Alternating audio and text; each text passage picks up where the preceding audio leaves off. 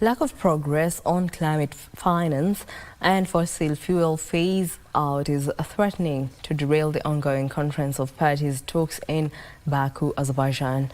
Environment Minister arrived yesterday to help end the impasse that is threatening to scuttle what was built as the climate of finance. Nampe progress has been made on the transition away from fossil fuels, which was agreed with at the COP29 in Dubai. The host Azerbaijan has failed to commit to phase out the drilling of oil, and which powers close to 90% of its economy.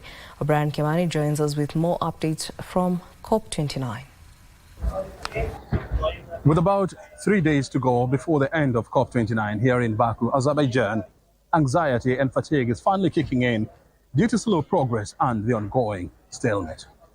African civil societies are calling on the African group of negotiators to walk out of the talks instead of settling for a bad deal.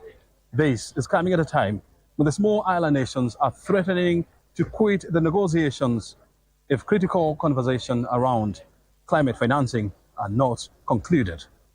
And the question now comes, will COP29 live to its billing as a COP of finance?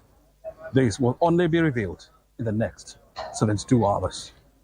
The COP29 entered homestretch today with a major deadlock threatening to scuttle with the negotiations. On Monday this week, the high-level ministerial conference kicked off on an optimistic note, with environment ministers pledging to work hard to agree on key climate finance agreements. 3 days later, no progress has been made, despite the group of 20 richest countries meeting in Rio de Janeiro, Brazil, affirming their support on the new collective quantified goals. As the voice of African people and communities, we insist that substantial progress must be made in Baku in securing the GGA. But we are clear, we do not hear ambition, hope, and inspiration from processes in the negotiation rooms. These rooms have become centers of frustrations and lamentations, particularly by negotiators from developing countries, Africa, for specificity. Environment ministers from rich nations arrived yesterday in a bid to end the ensuing stalemate.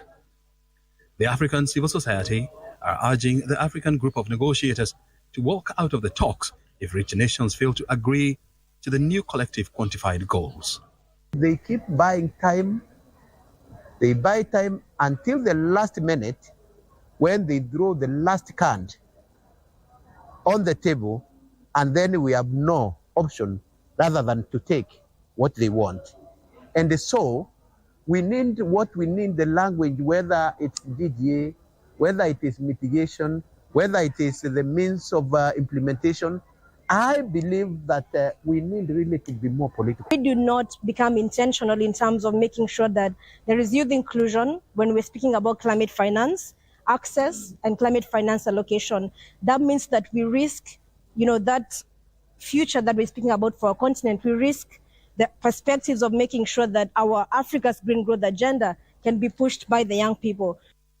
Africa wants the rich nations to raise $1.3 trillion to help developing nations deal with the climate change crisis crippling their countries. However, the global north wants the fund to be raised through a mix of public and private sector funding. The G20 accounts for 80% of all global greenhouse gas emissions and 85% of the world's economy, stamping its authority on the global stage.